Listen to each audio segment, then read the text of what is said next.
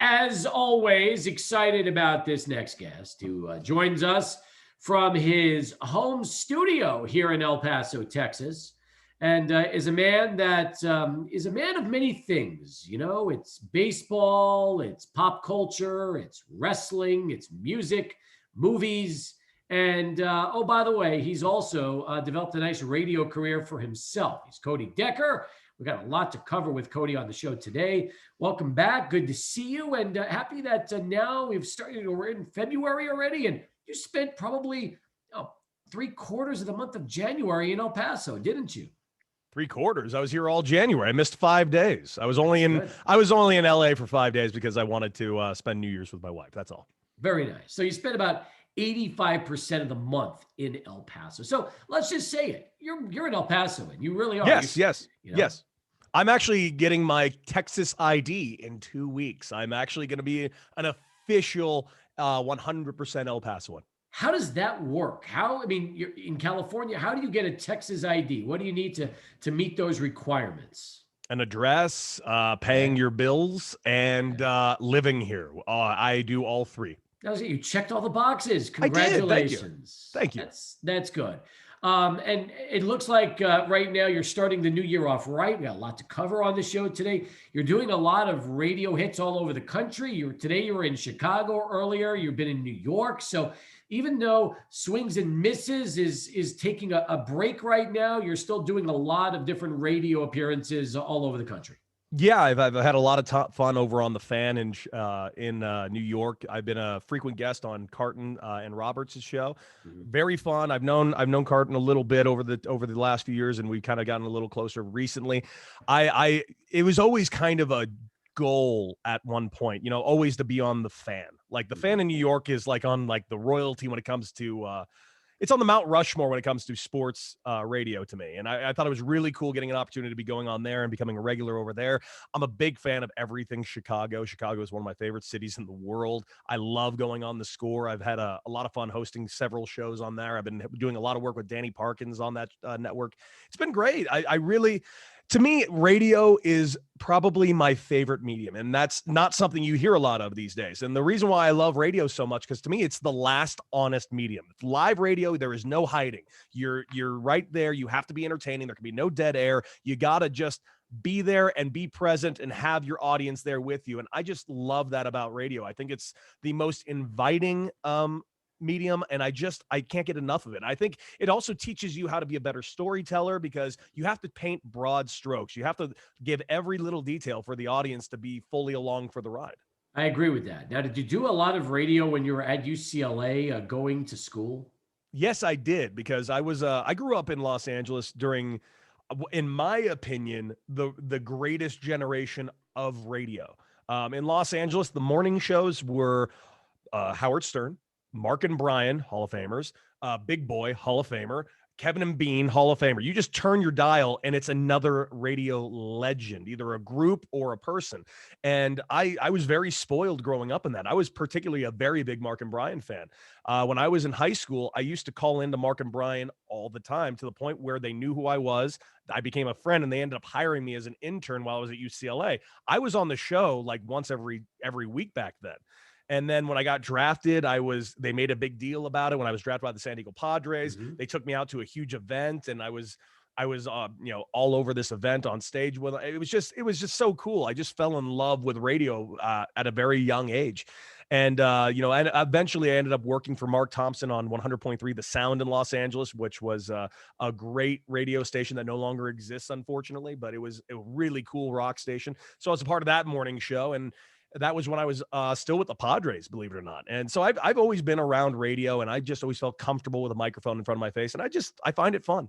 Well, you got to love the fact that you've converted part of your apartment into a radio studio for you to give you a chance to do these kind of events. So I like that. It tells me how badly you wanted to do it, because you've got a boom, you've got a mic. By the way, this is being recorded. We'll see this later on our YouTube channel, so our listeners can watch this if they want to see you and since they're hearing you right now. But it tells me that you invested a lot into this because you want this to be something that is not just for radio.com, but whenever you make appearances, you're taking a lot of pride in that. It's not just a phone call anymore like it used to be. It drives me nuts when I'm seeing anybody, because we're all in the same boat, especially with COVID. It's still things are opening back up a little bit, but things, travel is still not huge. And radio, a lot of people are still doing most of their stuff from home studios. I was a little ahead of the curve that I actually built my home studio right before COVID hit. And it drives me nuts that we've been a year into this since we were all pretty much sent home, that people still don't have a good setup or a good sound quality. Or if you're doing video, why do you make it look bad? You might as well make it look all right. Luckily, I did this all before then, so I was a little ahead of the curve. Good. Well, again, we got so much to cover. This is Super Bowl week. We got the game on Sunday, a lot of baseball. We've got wrestling with the Royal Rumble. Where do you want to go first? What would you like to start off on today? I talked about it earlier today. We talked about baseball first because let's get all the vegetables out of the way and let's finish with dessert. That is the Royal Rumble. Fair enough. Okay, baseball it is. It's supposed to be finalized tonight, but the Nolan Arenado trade to the Cardinals by Colorado was something that sent shockwaves through the baseball world this weekend, although nothing has really been finalized yet. It could come as early as today. This is a head scratcher because not only does Colorado trade Nolan Arenado and send him off to St. Louis for a package of what is not even their top prospects, but they're also sending $50 million, which is a portion of what's still owed to Arenado in this trade. So when I saw it, it just completely kind of blew me away. I know he's been talked about with the Cardinals for months. I didn't think it was going to come down and be like this. What was your reaction when you first heard? My reaction was, how bad were the trade offers from LA, Atlanta, and Washington? Because if this is the deal that the Rockies took, the only thing I can come up with is the Dodgers said, we'll give you nothing. That's the only thing I can come up with. This trade is so lopsided in one direction. It's frightening. If you're a Colorado Rockies fan, start rooting for somebody else. You are never going to win. Your team is never going to win this division. You are stuck. You might as well get off the Rockies train because it's very clear their GM doesn't have a clue what he's doing, and they have no intent on winning anytime soon. And you spent time with the Rockies. So if anybody would know that organization a little bit, it would be you because you spent a season there with them out in Albuquerque, correct? I don't like speaking ill of any team I played for, but yes, don't root for the Rockies. They're the worst. Okay, that's exactly what I thought. Now, I'll say this about the Dodgers, okay? If you're in the same division, you obviously ask for a more lucrative package because it's one thing trading him to a team within the same league like they're doing with the Cardinals, but it'd be something else trading him to a team within the same division. So I kind of wonder if the talk with the Dodgers and Rockies ever became serious enough, or did the Dodgers just not pursue him and they're probably kicking themselves when they saw what he ended up netting with the Cardinals. I would assume that as well, but I don't think the Dodgers ever thought it was a realistic opportunity to get Nolan Arenado. I think if it really was, they would have pushed for it. And it's still out there. They're still looking to bring back Justin Turner. I'm pretty sure that deal's going to get done. There's really only a couple of places Justin Turner would probably even want to go play. I really think Justin Turner's in the future for the Dodgers for the next couple of years going forward. But yeah, it's weird. There's been a couple of head scratcher trades lately. And normally you don't scratch your head to every trade. You always see the mutual benefit on both sides. We saw several with the Mets with the Padres and the three-way deal. That was a really beneficial trade for everyone involved. The Mets were able to get Lucchesi. That's a good pickup for them. He was going to be stuck in AAA here in El Paso. He wasn't going to get in the big leagues in that rotation. It was just, there's always a benefit. On this trade, I am just looking at it with no understanding of what anyone's trying to accomplish. Obviously, you see what the Cardinals are going to accomplish. They're going to win over 100 games this year because their division is atrocious. The Cubs took like 5 steps backwards. The Brewers did nothing. At this point, I don't even remember who else is in the division. The Pirates, they're barely a major league team. They would finish in 4th in the PCL. And the Reds, I'm sorry, there's just not much I'm expecting out of Cincinnati. So I think that division is the worst division in baseball, and the Cardinals might win 120 games because of it. Yeah, the Reds have traded off guys. That's the crazy thing about the Reds. They could have built on last season. Instead, they're suddenly looking at themselves like sellers during the offseason, which makes absolutely no sense. Oh, I completely agree with you. And especially with Major League Baseball doing everything they can to expand the playoffs. And the Reds did sneak into those ridiculous playoffs last year.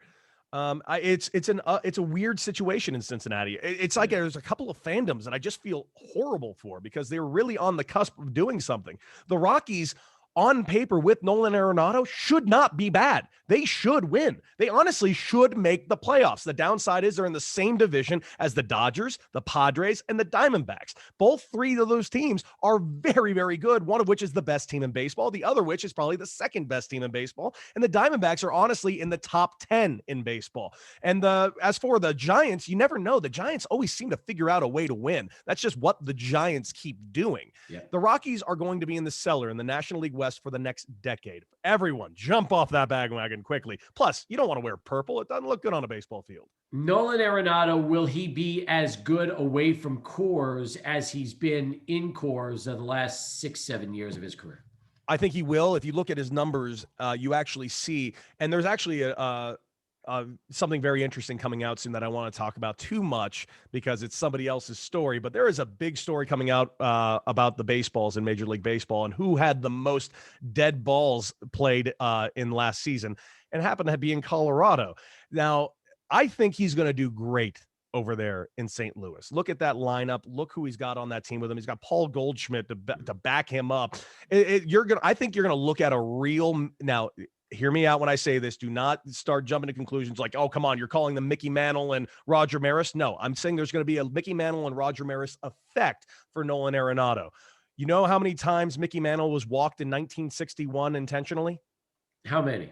I'm sorry, I take it back. Not Mickey Mantle. You know how many times Roger Maris, who hit 61 home runs in 1961, you know how many intentional walks he had? Probably zero.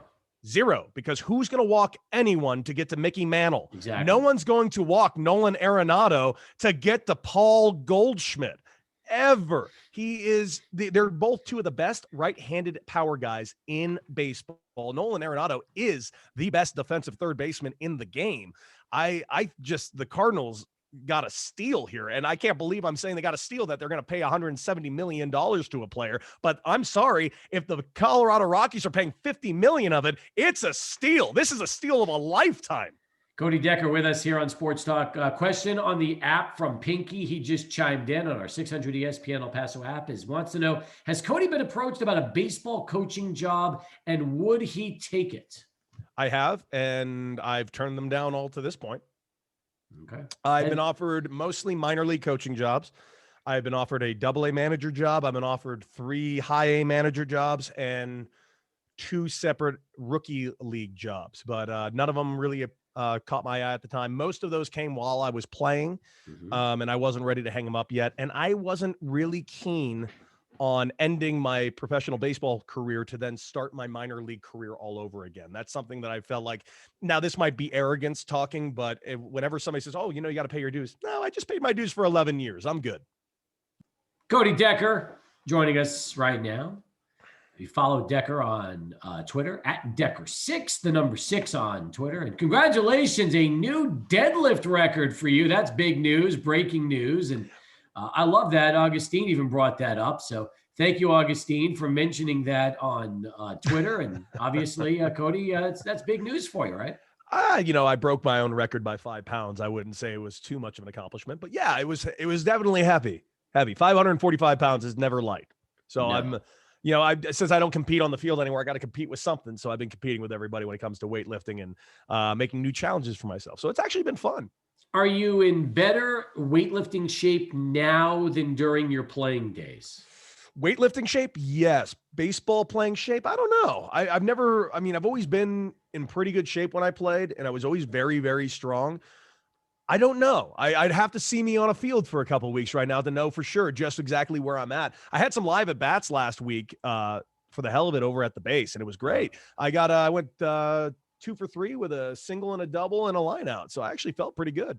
So if I came to Southwest University Park and threw you BP, I would assume that you probably would hit about 70 to 80% of all the balls over the fence out at If you threw me BP and you wanted me to homer every single pitch, I would homer every single pitch. That's exactly what I'm saying. Yeah. Well, no, that's assuming the pitches were over the plate that were hittable. Yeah. You got to remember that's the key too. So yes, that's helpful. Yes, thank you. Dustin Pedroia retires today when you look at his body of work, do you see Pedroia as somebody that will end up in Cooperstown?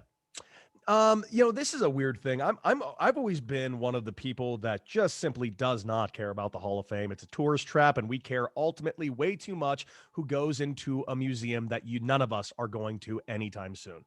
I do not find the Hall of Fame to be prestigious. I do not think it's this crazy, unattainable thing. I don't understand why everyone's up in arms about it.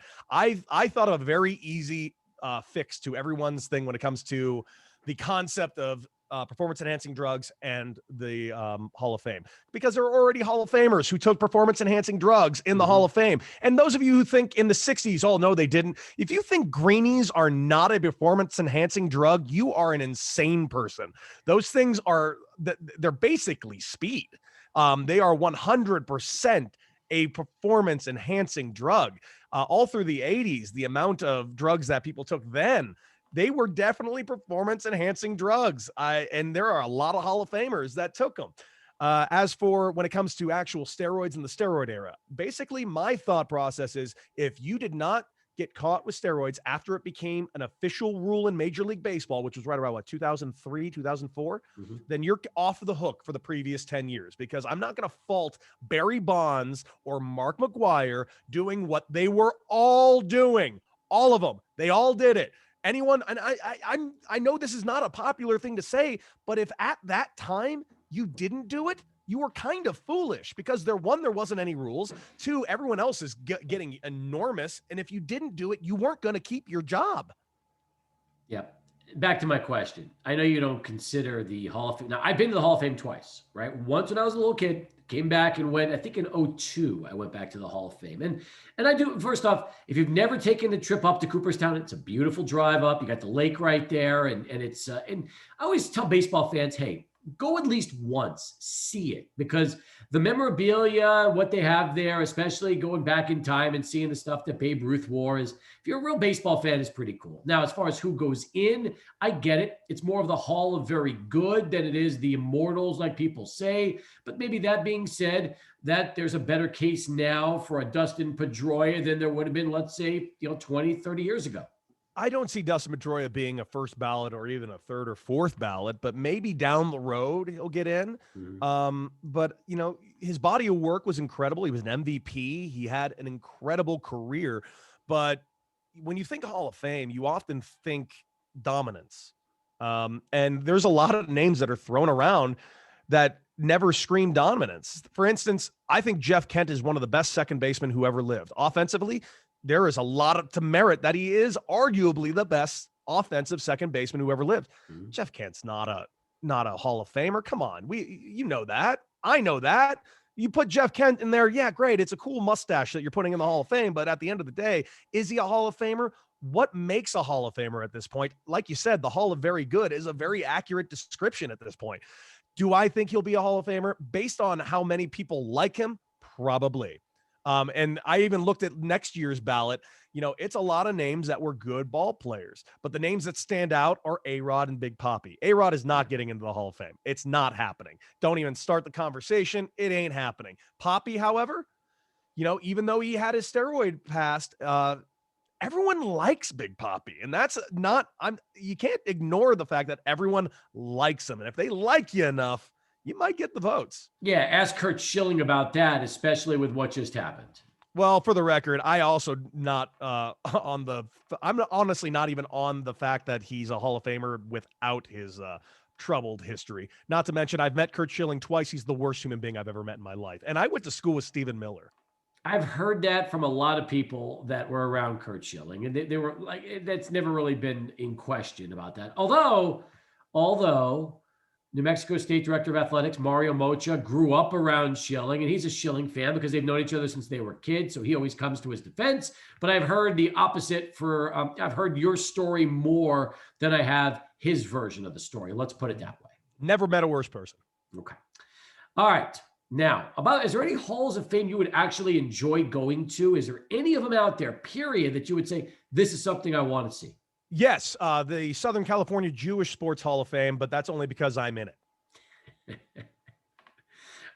Why did I know that was coming? It's like you throw the pitch, you hit it out of the park. All right, very nice. Cody Decker with us here on Sports Talk as we continue 28 past the hour. How much are you looking forward to Sunday and seeing Patrick Mahomes and Tom Brady battle it out? I got to say, I'm not as excited about Tom Brady, but I'm very excited anytime I get a chance to watch Patrick Mahomes play. I do think Tom Brady's Tampa Bay Buccaneers kind of snuck into this Super Bowl. They played very well on the road. I do think they had some tough opponents. I was very surprised they got by the Saints. That being said, Tom, everyone's putting out that it's Tom versus Mahomes. Tom has not looked good these playoffs. And last game, he looked downright atrocious. Patrick Mahomes, I don't think, is a beatable quarterback. If he's healthy, he's, to me, unbeatable. I'm a Raider fan. Trust me, it is painful to play against Patrick Mahomes as a Raider fan. I see him on the field. I'm like, there is just no way the Raiders are going to win this game. I'm very excited about the game, but I'm also more excited to see how much the Kansas City Chiefs will allow the Tampa Bay Buccaneers to get ahead early. And then, of course, beat the Buccaneers by 25 points.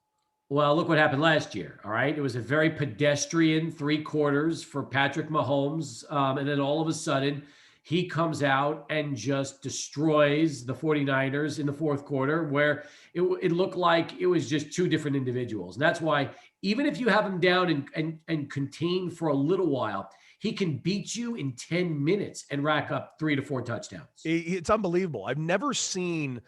And forget quarterback. I've never seen an athlete that is just that much better than everyone else they're playing the professional sport with. It's unbelievable. It's like watching a video game, only you're playing with the newest NFL game on Xbox against Tecmo Bowl. That's what it literally looks like when I'm watching Patrick Mahomes on Sundays. He is that good. He's that electric. There's nothing he can't do. It's the only way to beat Patrick Mahomes is if he personally decides to let you win. And I don't think he's going to let anybody win anytime soon. All right, Cody. So here's the question I've got. Cody Decker joining us on the program right now. We're talking Super Bowl and said Tom Brady and Babe Ruth. Here we go. So Babe Ruth plays in 10 World Series, wins 7 of them. Okay? 10 World Series, 7 of them. This will be Tom Brady's 10th Super Bowl, and if he wins, it is his 7th Super Bowl title. It's incredible. He's not getting it, but it's incredible. It really is an incredible idea. Hey, 60% ain't bad, right? It's a home game. Even though it's not, it's still on his home field. It's his home turf. Have you ever seen Patrick Mahomes do anything?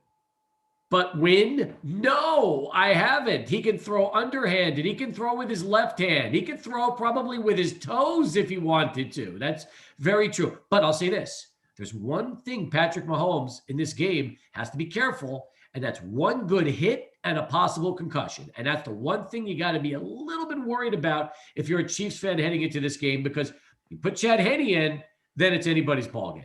True, but you gotta look at that Tampa Bay defense. It is not that impressive. I think they've gotten away with having an electric offense. That defense is going to be demolished by Patrick Mahomes. I can't imagine Patrick Mahomes not scoring 45 points on Sunday. I really can't. I don't see a universe where Tampa Bay even has a chance of winning this game.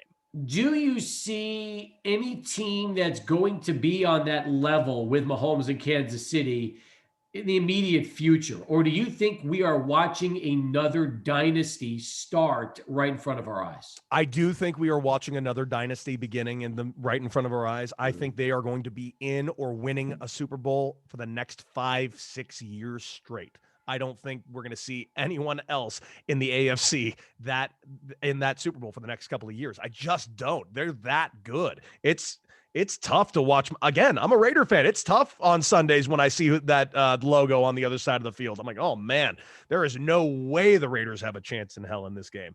It's just, it's unbelievable. Do I think another team can eventually step up?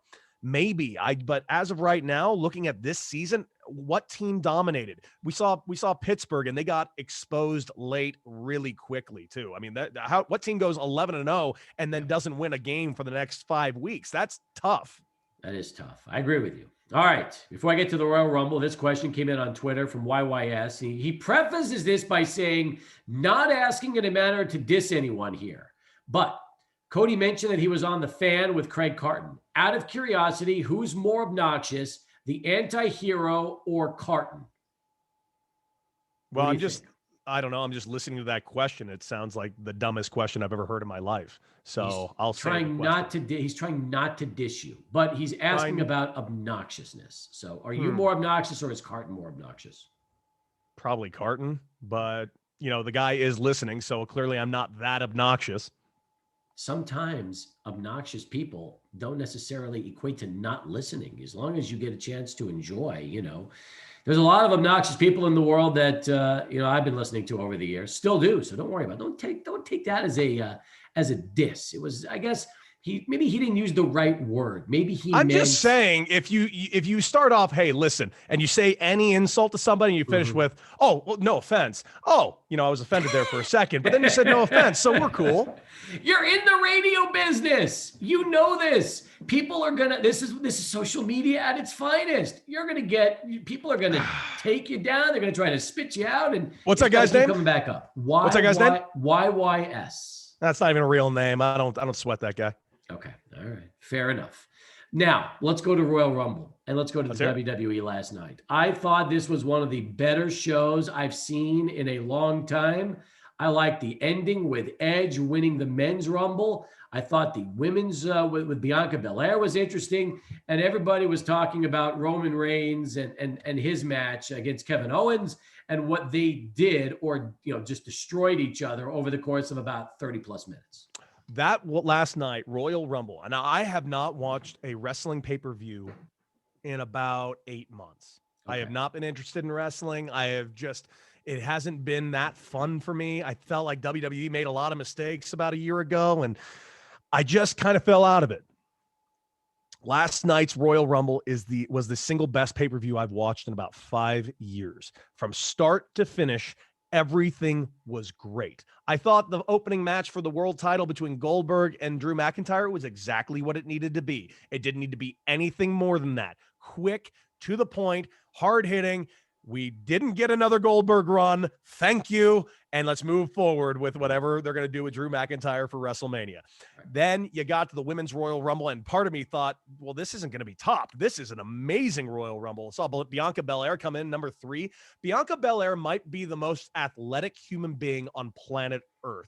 She's one of the strongest people. She probably is one of the few people that might be able to out deadlift you because you look at what she's done. It's ridiculous. She is so talented, so fun to watch. And when she came in number 3, I got a little concerned. I'm like, oh, I really want her to win.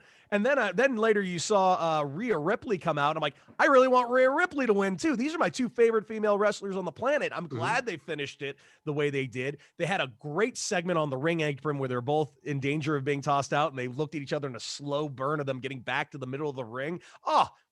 Chef's kiss. Amazing stuff. That Royal Rumble was top notch. Then you had an absolute showstopper, the Universal title match between Kevin Owens and Roman Reigns. There are no 2 better wrestlers currently living than those 2 men. Unbelievable. I know for a fact that all the time, every time I watch wrestling, I know how not real it is. We're all aware. If you can convince me, though, for 30 minutes that everything I'm seeing is real and I'm invested, which they did, I thought Kevin Owens accidentally killed himself 7 times, and every time he mounted a comeback, I felt like I was mounting a comeback. Kevin Owens owned that match. Roman Reigns, who has been gotten a lot of flack over the years for everything he has done and how WWE forced him down the fans' throat. Roman Reigns right now is the single best character I've ever seen. He's this amazing Samoan mafia boss. Never stop this feud. Never stop any of this. This is the best thing I've ever watched. And that match was just staggeringly good. It really was. I feel like I can take anyone that's not a wrestling fan, sit them down and say, watch this match, and they will get it. They will love it, and they will be invested in it. And that's about as high a praise I can give a wrestling match possible. That was one of the most innovative, interesting, and exciting matches I ever watched. Did you like the golf cart when it came and destroyed Owens in the middle of that match? I screamed out loud. I said a bad word out loud because I was that shocked by it. It was so well shot. It was so well executed. I mean, guys, it's a golf cart spot where you're literally running a guy over with a golf cart and you get one take. You can't mess this one up. And they didn't. Wow, it was good. It looked brutal. I hope everyone was safe, but man, that was a great spot. I can't say enough good things about both of those performers. What a show they put on. Were you happy that 47-year-old Edge ends up winning his second Rumble in the main event? You know what? At first I wasn't. I was kind of thinking, you know what? They really did a good job of that storyline with Randy Orton. It would have made everyone so mad if Randy Orton won again that I almost wanted it. I'm a big fan of just easy heat, and that would have generated nuclear heat from everyone. Also, you would have had people rage quit WWE Network. But I really was kind of thinking, but man, what a good feel-good story. The Edge story and how he's come back and how his first comeback got halted for a year, and now he's getting in the mid. He looks great. His cardio shape is clearly through the roof. He stayed in that match for over an hour. But believe it or not, everyone's talking about Edge. I was more excited to see Christian. Seeing Christian come out to the ring, because Edge, when he retired, there was fanfare. It was sad and tragic and way before his time, but he got a lot of moments to say goodbye to his fans and tell them all about what was going on. Christian literally got a concussion one Monday Night Raw before a pay-per-view, and we never heard from him again. And I feel like Christian had just a stupendous career that he never got closure on. And him showing up the Royal Rumble last night, it was so funny because Jen's in Los Angeles, my wife. She texted me and she just said, when did Edge and Christian trade in the handsome factor? Like Christian's old man sexy now, and Edge looks just kind of older. When did this happen? I said, I don't know, but you're absolutely right. Christian's kind of a looker now. He looked like he was in great shape. He looked like he was having the time of his life out in the Royal Rumble. It was so cool. I absolutely loved it. Carlito coming back was fun. Some of the spots they did throughout the match were great. I was kind of hoping Big E was going to go deeper, if not win the whole thing. I really think it's time for WWE to push Big E. He is just too much fun. Give him all the belts. Him and Cesaro, give them every title possible. They're just two incredible performers. All right, great way to wrap it up. Terrific. You give it 2 big thumbs up. We know that. And good segment with us. Good spot. I apologize because from a time standpoint, we just don't have the time to talk about the base today. It's like the first time we haven't done it, but you're there. You're there all the time. You're working. You're pretty much putting in massive, 50, 60-hour weeks at the base. Next time we bring you on, we'll catch up with what's going on in the next couple of weeks. You got a big team event coming, and I'll look forward to doing that when we get a chance to talk to you soon. Absolutely. I can't wait for you guys to find out about this tournament. One-day tournament we're putting together, and I'm going to need a couple of your listeners to join my team.